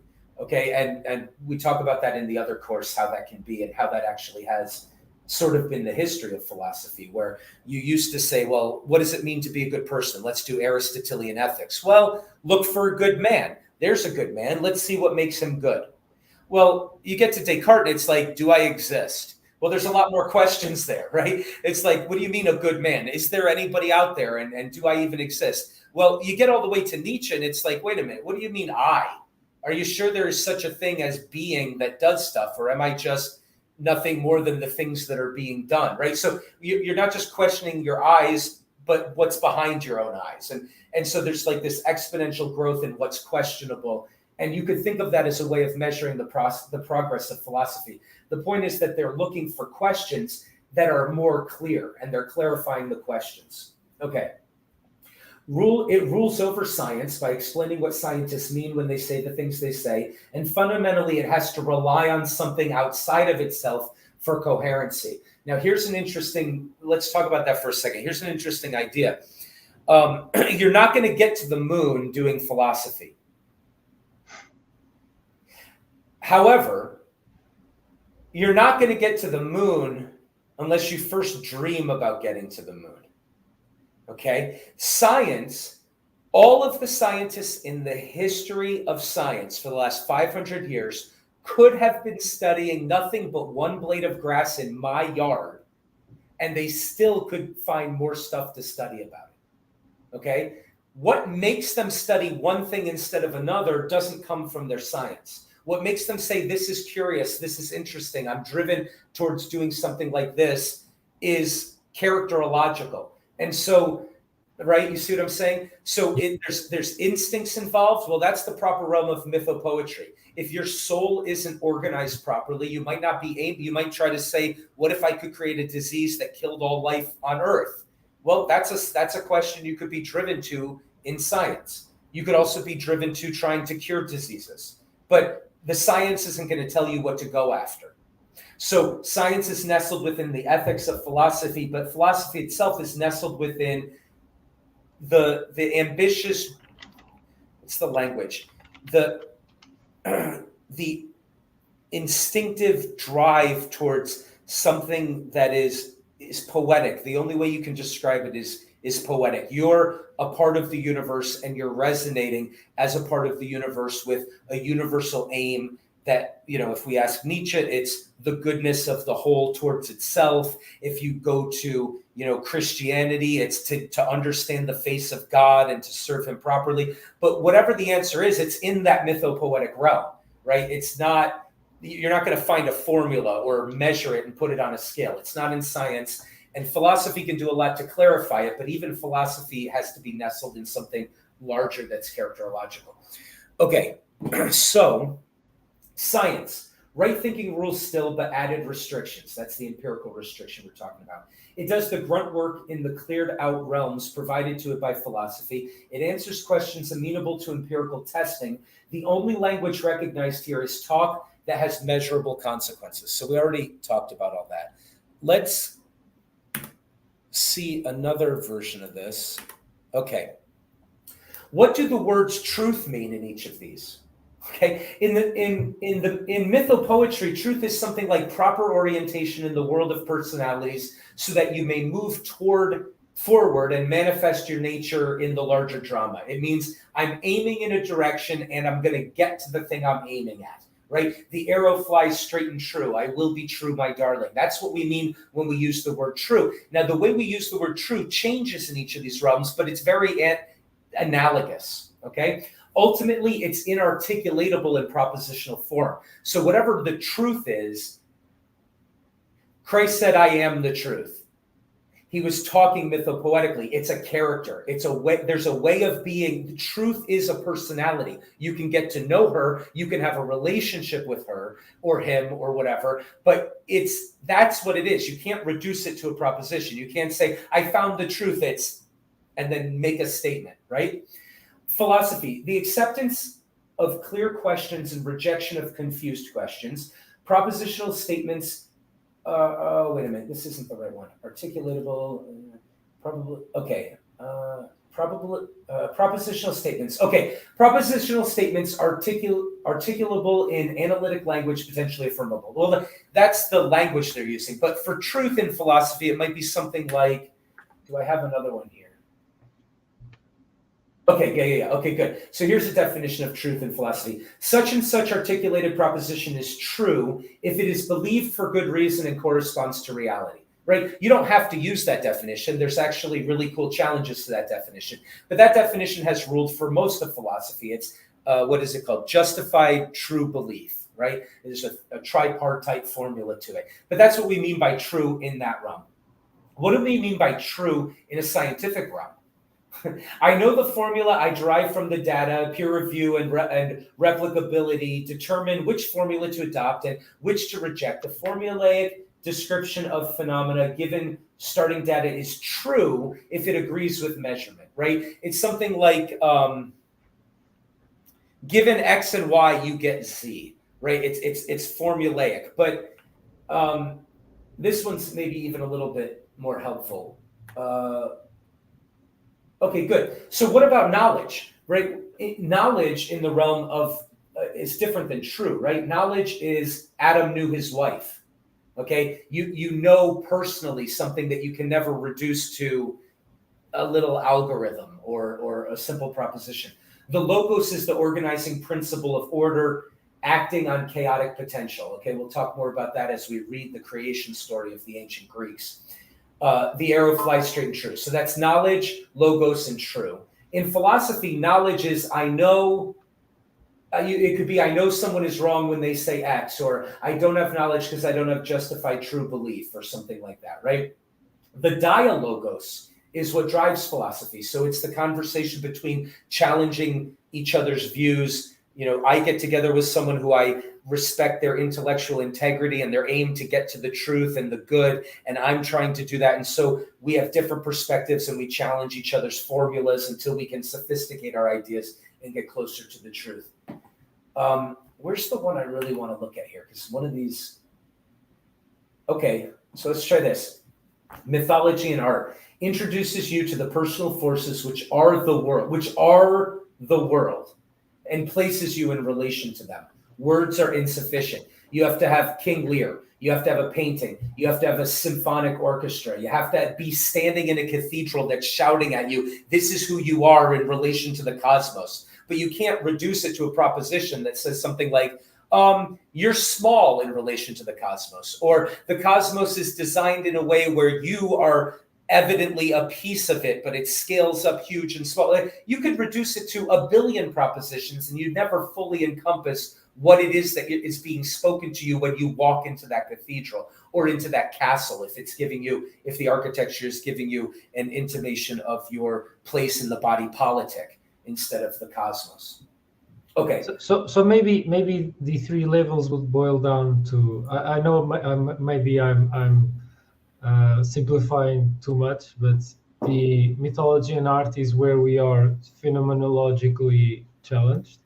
Philosophy is where we are epistemically challenged, epistemologically challenged, and science is where we are empirically challenged.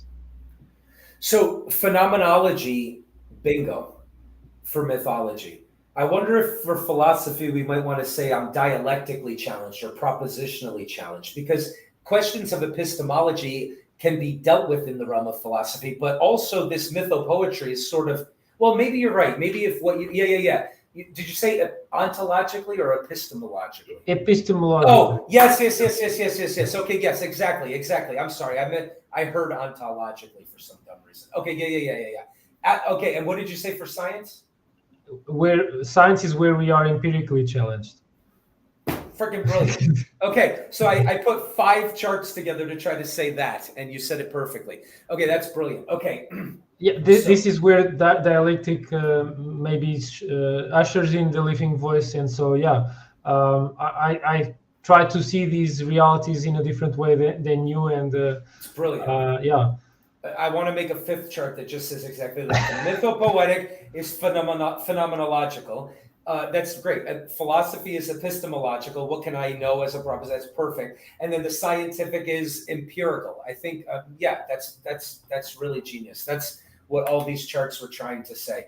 Okay, so we don't have to look at these anymore. That's just really quickly. Yeah, we could look at, for instance, a tribe of Kalahari Bushmen, and see these 3 realities coexisting, even though they are arguably pre Bronze Age culture.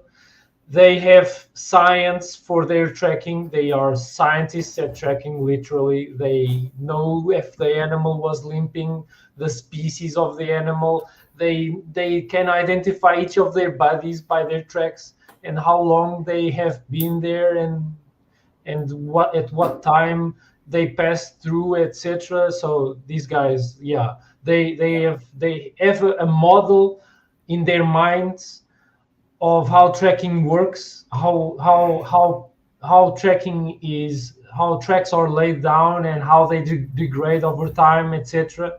It's wonderful. It's marvelous. And of course, they have this more philosophically minded part of their culture to transfer these skills, these tools. Basically, philosophy is transferring tools like for the Aristotelian tradition, the organon. It's a tool. It's transferable. While they had shamans, these guys, they tell stories. Sometimes these stories relate to huntings and etc. And so for each human culture, even pre-Bronze Age, whatever age you have, these 3 nested levels are coexisting. Perfect. Let's go talk to this Bushman. I meet him on the first day, and I say to him, "Tell me what you're doing." And he says, "Shut the hell up. We're tracking. You need to be quiet right now." I said, "Sorry." He said, "Look at this. This branch is bent this way. You see, what is he doing? He's asking empirical questions. The deer is that way. That's an empirical question, right? And he has a science. Now, how is he going to teach that to me? I have to start to think like a tracker. Well, part of that is relational. I have to actually get to know a tracker and see how a tracker thinks, right? But, okay, so I become a good tracker one day. But I have to go one further realm out to be told you have to be a good provider as a husband. You're a member of the tribe, and your job is to help find food. Okay, so that's speaking to who I am and what my place is on that mythopoetic realm. I mean, all 3 are there. It's freaking perfect. That's exactly 100% the case. Now, I've been saying post-Cartesian and we have science and all of this. I don't actually think that's historically correct. I think it's 100% the case that we've had science forever.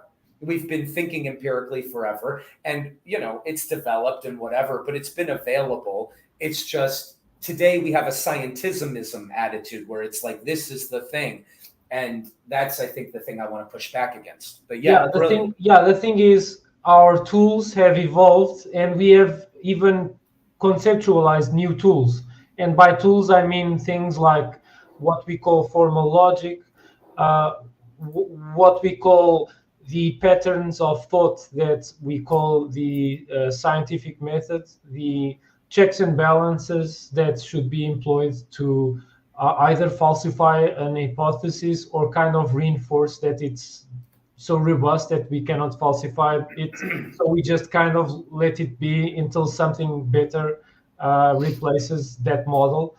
And this kind of thing these kinds of things in a form or another, I think it exists since human beings are human beings, and they have dreams, they have aspirations, they have goals, they have stories to tell, they have ways to communicate with each other, they have schema, they have patterns of thought to figure things out so as to keep living and thriving and prospering. And so we can look at these different levels in a bit more fleshed out detail if we look at different traditions, different cultures, different ethnicities, different tribes, different parts of the world, different eras.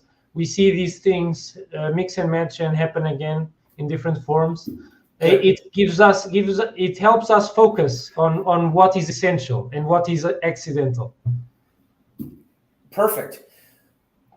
I want to say two things. One is, if you were hanging out with the Bushman and he was showing you the science of how to track the deer, and you said, well, why don't we light a candle and do some shamanistic rituals and that will tell us where the deer is, he will look at you like you're an idiot, right? It's not that he doesn't understand there are ways of thinking, but before he went hunting, his character and his nature and his understanding of who he was and why he needed to go hunting, and maybe even a blessing from the shaman that he would have wisdom with him and that he would remember his lessons and understand how to find the deer. Maybe all of that is necessary. And so he would look at you like you're an idiot if you wanted to leave without those blessings. And he would look at you like you're an idiot if you wanted to sing a song to get the deer to show up, right? He understands the ways of thinking. And in our era, we have this real mistake, this error of worshiping science as the way of thinking. And it's so limited. It's so limited that it doesn't even have anything to say about most of the important questions that matter to us. And it's not even appropriate to apply them. I mean, we're really idiotic. The Bushman would see us rightly as idiotic if he was looking at that. Now, so the second thing I wanted to say is this, and this is where I'll get in trouble by speculating on something that I have no evidence for and cannot defend amongst peers, but I'll defend it anyway, which is this. I recently heard someone speculate, and I think that this is correct. I'll tell you my thought process for why I've thought this is correct for a really long time. I think Scott Adams the other day, or maybe even this morning, said that he thinks that humanity has probably developed satellite technology 12 times in our past. It only takes 500 years of focusing on science, so we may have done it 12 times already for all we know. Now, that sounds ridiculous. Here's an interesting argument for it, though. Everybody knows who Graham Hancock is, and everybody knows that what you're supposed to do when you hear the name Graham Hancock is say, oh, I know how to think properly. That's not appropriate, and blah, blah, blah, blah. What's wonderful about Graham Hancock is that if what we're going to study here are ways of thinking, and that's what we're talking about, and there are some real insights you can get from ways of thinking. Here's an obvious one. Every scientific revolution, discovery, and advancement is always Copernican, and that's not accidental. We're not the center of the solar system. Our solar system is not the center of the galaxy. The galaxy is an unimportant part of our mini cluster. The cluster is not the center of the universe. All of the matter and energy we can see and interact with is a minority of the matter and energy that exists. Every revolution we make puts us further that way. So when an anthropologist says, we're not really the peak of human civilization right now, he's obviously going to be proven correct eventually by science. That's what's so funny about it, is he's wrong. You're supposed to rightly disagree with him. If you're an anthropologist, an Egyptologist, a scientist, you should disagree with him and you will be wrong. And that's by studying this meta level of how to think. I'm only putting my money on it. I can't prove it, right? By definition, you can't prove it or else you could make the scientist agree with you. But Hancock, what's so funny about Hancock is that he's obviously someone you can't agree with, not just for stupid, gossipy, news, cultural manipulation reasons. I mean, scientifically, you're not supposed to agree with his propositions, and he will eventually be proven right, which is wonderful. It's really wonderful thing. I really like that. Yeah, it's like the anthropology community and also the archaeology community. They literally have a conflict of interest to say that this guy is a quack and no one should pay attention to him. Our evidence and our stuff that we have processed points in a different direction. But they are, by their method, they are pointing at somewhere that it's like looking for the keys by looking where the light is. and maybe the keys are somewhere else where the light is not shining. They are kind of, maybe without being aware of it, they are biasing their method. They are, when they find something that's completely out of the place, they try to rationalize it or dismiss it or leave it unprocessed in a warehouse with samples and stuff. Okay, so and yeah, there's so much stuff that is stored and not processed because they just want to, it's uncomfortable in a sense. Yeah, go ahead. Yeah. So aside from ignoring evidence because you can't make sense of it, all the rest of the stuff they're doing is what they should be doing. They're not prophets. They're not dreamers. To be a scientist, they should be disregarding him and having penis envy for the fact that instinctively they know he's right. It's like kind of a career envy or something.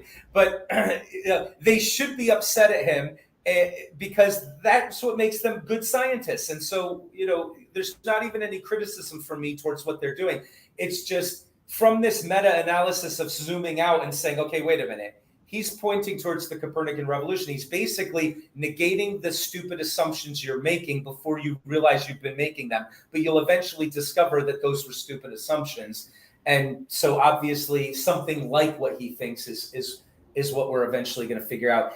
It really makes him a fun character. I really like if I may, yeah, I watched his documentary on Netflix, and if I just thought, well, if I could have given him some feedback. He mostly looked at archaeological sites, and he emphasized the importance of the myths. But he didn't even tackle all the myths that there are, especially very big myths that mention super advanced technology in how it's described in the myths. Of course, he mentioned Plato's Timaeus and the myth of Atlantis that is also mentioned by Solon, and the myth of Quetzalcoatl.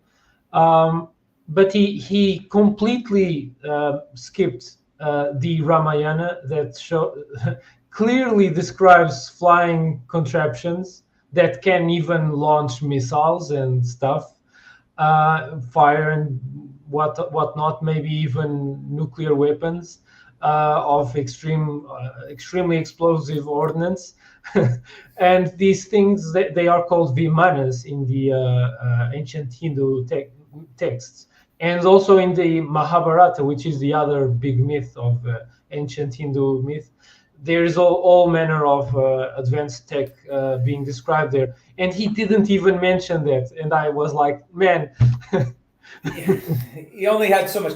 So I want to say something that maybe contradict or take it back a little bit. I'm not saying I think that all of his empirical claims are going to be proven to be true, right? It's his general story that something like that is way closer than the general story we have now, right? So he could be wrong about every detail of what he thinks this advanced civilization was like. And it doesn't matter. He's right about the main point, and every scientist is wrong about it because they're making an anthropocentric assumption, which is always where the scientific conversation leads you away from eventually. And he just identified it ahead of time. So he might also be right about every one of his details too. I'm not saying he's wrong about them.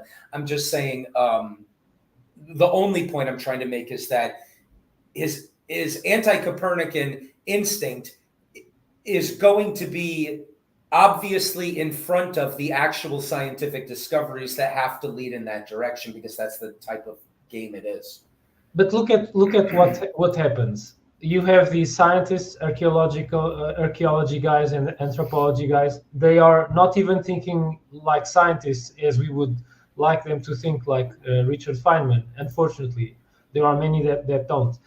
Much less thinking philosophically to reevaluate their epistemological frameworks. And much less they aren't thinking mythopoetically. They are embracing, without being aware of it, the myth that history progresses from past to future and it never goes back. But we have at least two instances. It's not circular, yeah. To give you two examples, we lost plumbing technology twice in history, at least twice, when the Indus Valley civilization, the Hopis, or what was its name, they river dried and detoured, and they stopped being able to maintain their city. We lost plumbing at that point there, and we also lost the technology of plumbing when Rome fell.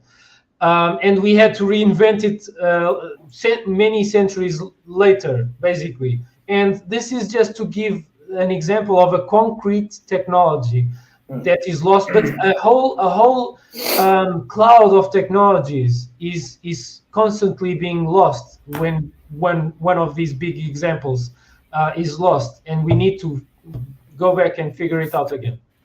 Let me share another concrete example. Go out into your front yard and give yourself a nice concrete driveway.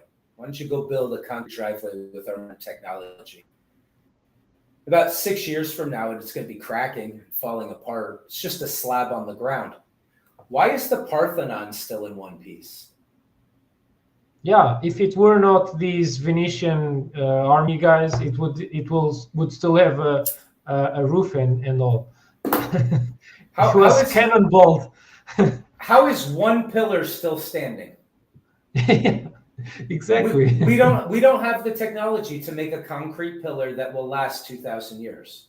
We just don't have it. Yeah, or Marcus Aurelius's pillar. It's still there. We couldn't do that today. We're actually surrounded by it would be as if we grew up on planet Earth with crashed spaceships on the surface, and we never knew what they did, and we never noticed that somebody had technology that we didn't have. It's that easy to see. The pillars, you can't make a pillar today that will last 2,000 years. You can't make a pillar that'll last 20 years. But it's right there. What the hell is it doing there? Right? We don't even know what methods they used to build it. I just like or so many Egyptian sites that, of course, many are dilapidated, but there are many systems of colonnades. They are still there, and they are still there for multiple millennia. Okay. Wow. Thank you for showing up. This is really, really good, man. I think Elena was trying to re-enter again. Oh, was she? I'm so sorry. Let me add you in here, darling. Oh yeah, awesome. Let me unmute. Okay, I'm gonna learn. Welcome this back, Elena. Eventually. You can't unmute the guests because they chose to mute themselves. Okay, I'm sorry. Go ahead. Have you ever heard about the Silurian hypothesis? The Silurian hypothesis? No. Silurian hypothesis, which is if an or rather a technological capable society evolved from dinosaur type animals and constructed a culture and sites and cities and whatnot, things that civilized cultures do, or civilized beings do. Could we for sure say that nothing like that ever existed? We cannot prove that such a civilization arose, because we have not thoroughly investigated the entire crust and mantle of the Earth in such a way to be 100% sure. Well, to be 100% sure, but also what kind of stuff like that would make it that long? Exactly. You wouldn't expect to find it. Exactly. The kind of fossil record is each fossil is like almost miraculous because of the conditions in which it's formed, and thus represents a very small sampling of the beings that lived throughout the history of life on Earth. That's just the life, not the technology created by the life. Exactly. And most of the most finicky technology, like cell phones today, it will degrade very fast. It will degrade in a few decades or centuries. It will not last millennia, much less millions of years. And so probably civilized technological civilizations will hardly leave traceable remains after millions of years. I can see the heads exploding of people who are listening to us have this speculative conversation. I want to take it even further for a second, and then maybe we'll get back to the document. But I like what you just said. Here's a thought. You know how we keep sending out these like capsules of our technology so that aliens might find them one day? Like the Voyager or Pioneer Plex. What we ought to be doing, based on what you just said, it's very clear. What we ought to be doing is sending them out on orbits where they come back in 10,000 years, 20,000 years, because we know where there is life that's doing stuff, and we can send messages to ourselves like a time capsule in a million years. Hey, just to let you know, we were here. We should do that with our technology. That would make an amazing science fiction book. The dinosaurs sent something out like that, and it came back with a record of the fact that they had satellites. All right, exactly. Just to those of you whose heads might be exploding when you listen to this later, we are both consciously aware that we are speculating. We are drawing out lines of what our functional assumptions are and negating them, not because we think we have scientific positive proof that dinosaurs had satellites. Nobody here is saying that. What we're saying is, look at all the stupid assumptions we make and how often, how 100% of the time when we do enough science, we're proven wrong in our stupid assumptions. Let's just speculate down that road and think maybe we shouldn't be so arrogant as we're being. That's all I think either of us are doing right now, just to help bring some clarity to those who think, oh my God, they're saying dinosaurs had satellites. What's next? The Earth is a triangle? I don't know. Okay, so, wow, that was fantastic. But there's a paper in a peer-reviewed journal that's called Silurian Hypothesis. People can Google it. Of course, it's an hypothesis. It's probably will never be falsified, because we probably will never kind of comb through the entire mantle and crust of the Earth, to be sure. And also, well, there are questions that we will probably never answer, for sure. And one of the realities of the philosophical adventure is to start to realize there are questions that you probably, for your sanity, you'll probably need to accept that you probably will never give them a clear-cut 100% definite answer. Yeah, that's right. But you also can do something by negating your assumptions. You can be thinking clearer. And so you don't have to come to the positive understanding of what the answer is to say, well, at least I'm not belaboring under a stupid assumption any longer. So there's plenty of good work that can be done there. And that this isn't just speculation for the sake of having imaginative stories to tell. This is powerful, helpful ways of clarifying our thinking. So I want to pause for a second and say this. There's two things we can do now. We can take a short break. I'll go grab a drink, and then we can start by diving into the mythopoetry, or we can stop now and we can start our next class with Frankfurt's essay on how mythopoetic people think. And I think that might be a good way to go, actually. If we're going to do the second one, what I'd like to do is just take this as the intro class to what we're going to be covering and sort of talk about what we cover in this class and what we're hoping to accomplish in it, okay? So why don't we take a short break, and you can let me know if I'll be right back in less than a minute, and then you can let me know if you think we should do Frankfurt's essay now or we should start tomorrow with that. I think we should start tomorrow. It's midnight here, and I will need to.